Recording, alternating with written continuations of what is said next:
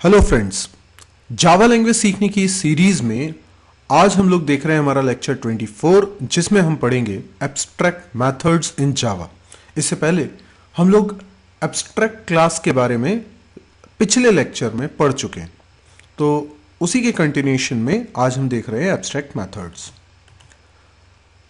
Abstract method यदि आप C++ language से फैमिलियर हैं तो जैसा वहां प्योर वर्चुअल फंक्शन पढ़ा होगा, एब्स्ट्रैक्ट मेथड लगभग वैसी ही चीज है। अब कोई एब्स्ट्रैक्ट क्लास में हम चाहें तो ऐसे फंक्शंस बना सकते हैं जिनका कोई इंप्लीमेंटेशन यानी जिनकी कोई कोडिंग एब्स्ट्रैक्ट क्लास के रिस्पेक्ट में मौजूद नहीं है। ऐसे फंक्शंस को हम एब्स्ट्रैक्ट मेथड्स कहते हैं। एब्स्ट्रैक्ट मेथड इसीलिए एब्स्ट्रैक्ट मेथड क्योंकि उनका कोई इंप्लीमेंटेशन नहीं होता, उसकी कोई बॉडी नहीं होगी और आप फंक्शन का डिक्लेरेशन एंड करेंगे सेमीकोलन से rather than a code block. तो ये बहुत ही सिंपल है समझना भी। एब्स्ट्रैक्ट क्योंकि यहां पर एक कीवर्ड है, फंक्शन बनाते वक्त आप अगर एब्स्ट्रैक्ट कीवर्ड लगा दें और फंक्शन की बॉडी लिखने की बजाय आप सेमीकोलन लगा दें तो ये बन जाएगा एक एब्स्ट्रैक्ट मेथड।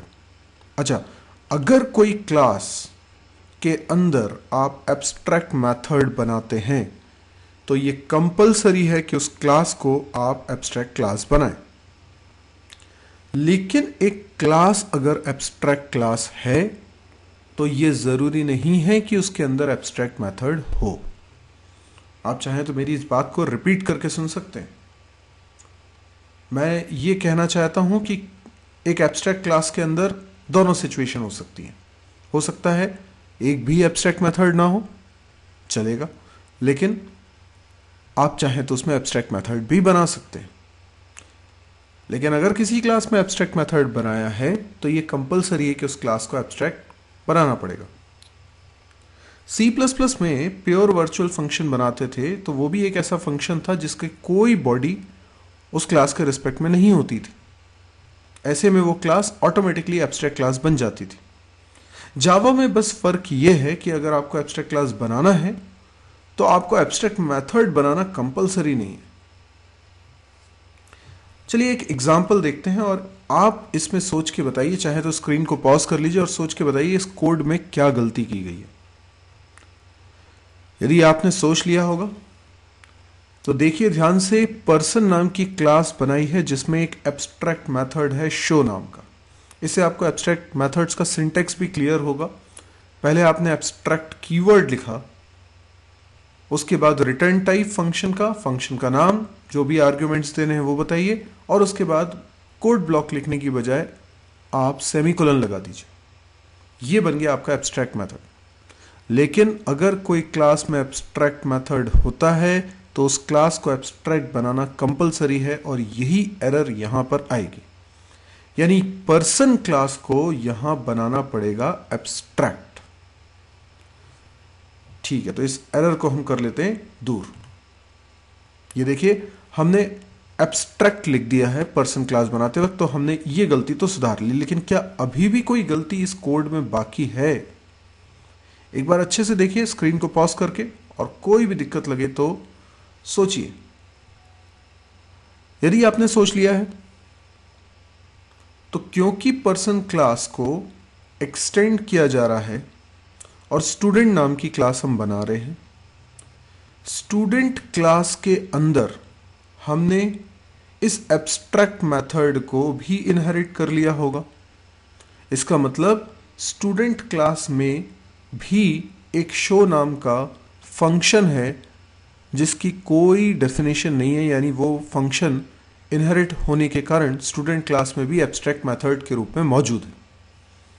तो अगर स्टूडेंट क्लास के अंदर भी ये फंक्शन एब्स्ट्रैक्ट मेथड है तो इस क्लास को भी बनाना पड़ेगा एब्स्ट्रैक्ट।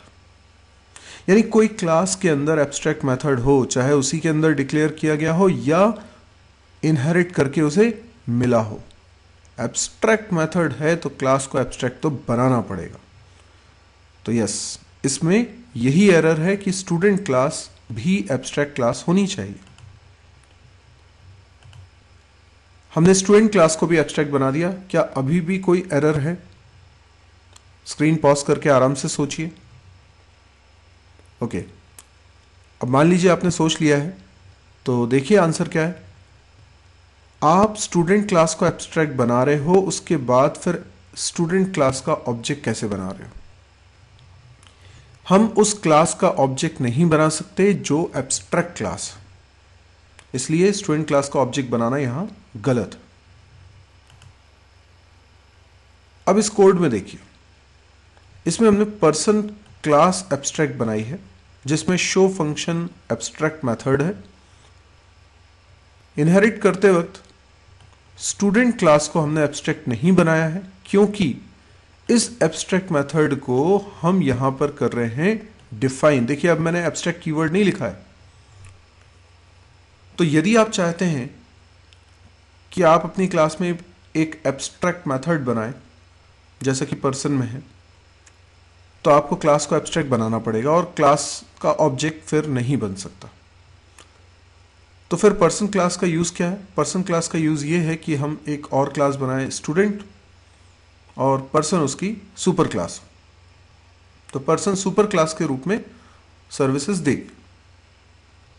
अब स्टूडेंट क्लास एब्स्ट्रैक्ट ना हो, इसके लिए जरूरी है कि आप पर्सन क्लास के एब्स्ट्रैक्ट मेथड्स को ओवरराइड करें, यानी उनकी डेफिनेशन प्रोवाइड करें।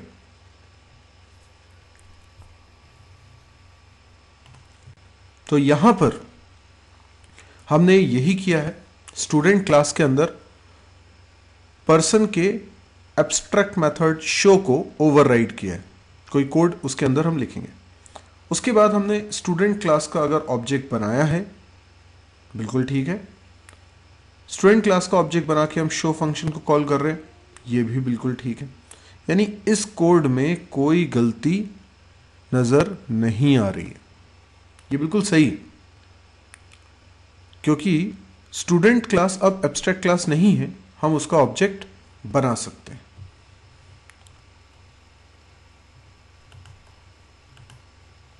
अब सवाल ये उठता है कि एब्स्ट्रैक्ट मेथड्स क्यों बनाए जाते हैं। इसका एक रियल वर्ल्ड एग्जांपल लेता हूं। जैसे मान लीजिए एक क्लास है अकाउंट। अकाउंट क्लास एक सुपर क्लास के रूप में सर्विसेज देगी, यानी अकाउंट क्लास का हम नहीं चाहते कि ऑब्जेक्ट बने, तो अकाउंट क्लास हमने एब्स्ट्रैक्ट क्लास बनाई होगी।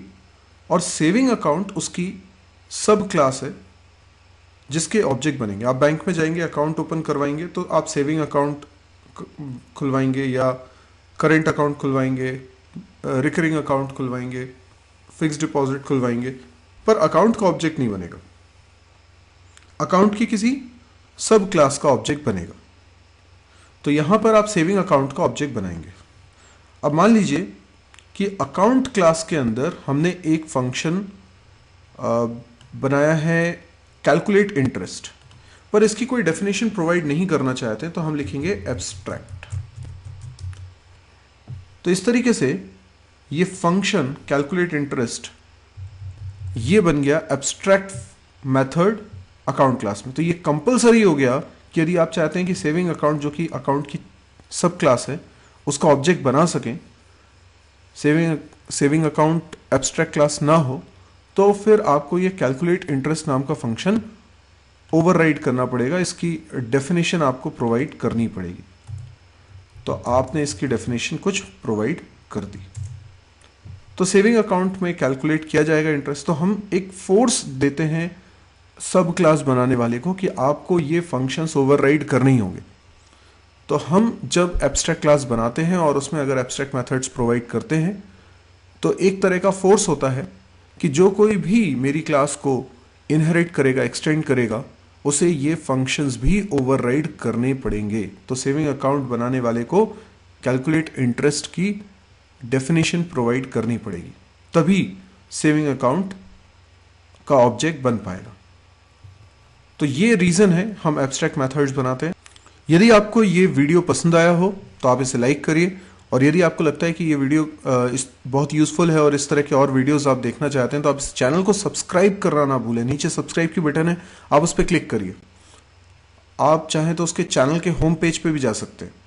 जहां सब्सक्राइब बटन है उसी के ऊपर चैनल का नाम लिखा हुआ है, उस पर आप क्लिक करके चैनल के होम पेज पे जा सकते हैं, जहां से वेरियस टैब्स के थ्रू आप मेरे सभी वीडियोस की लिस्ट देख सकते हैं। ये चैनल में जावा की सीरीज रखी हुई है, तो आप जावा के अलग अलग वीडियोस देखकर जावा सीख सकते हैं। अच्छी बात यह है कि ये सारे एक सीरीज में है, तो आप जावा के लेक्चर बाय लेक्चर अगर पढ़ते हैं तो आपको एक सीक्वेंस में चीज़ें लर्न होती जाएंगी। यदि आपको लगता है कि नहीं इस तरह के और भी चैनल्स और भी सब्जेक्ट्स आप पढ़ना चाहते हैं तो मेरी एक वेबसाइट है www.mysirji.com। इस वेबसाइट को विजिट करिए। इस वेबसाइट पे आपको और भी दूसरे चैनल्स के लिंक मिलेंगे, जैसे C++, PHP, डेटा स्ट्रक्चर वगैरह। इसके अलावा यदि आपको ऐसा लगता है कि नहीं ये वीडियो बहुत यूज़फुल है और कई लोगों के तो बहुत काम का है, रीज़न नंबर 1, इसमें सीक्वेंस में वीडियोस आपको मिल जाते हैं जिससे कि पूरा कोर्स कंप्लीट होता है। रीज़न नंबर 2, ये हिंदी में है, तो एक बहुत बड़ी कम्युनिटी है जिसको हिंदी में ज़्यादा क्लियरली समझ में आ पाता है। तो यदि आपको लगता है कि आपको ये यूज़फुल लग रहा है, बहुत लोगों को काम आएगा, तो आप एक मदद मेरी और उन लोगों की सबकी करिए कि इस वीडियो को अपने फेसबुक वॉल पे शेयर कर दीजिए। आपके शेयर करने से काफ़ी लोगों तक ये पहुंच जाएगा और फ्री ऑफ कॉस्ट लोग नॉलेज गेन कर सकेंगे। Thank you.